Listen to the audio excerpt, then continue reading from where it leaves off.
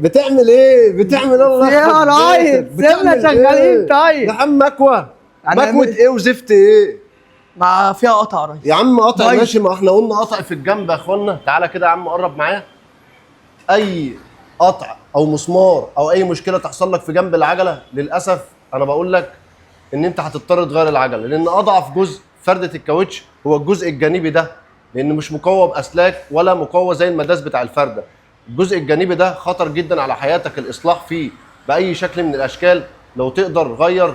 في حالات نادره جدا اللي بقول لك ممكن تعمل لحام مكوى لما بيكون خرمه صغير قوي. اللحام في الجانب بتاع الاطار من اكبر الحاجات اللي ممكن تسبب خطر على حياتك على الطرق المفتوحه، لان جانب الاطار هو اضعف جزء في الكاوتش.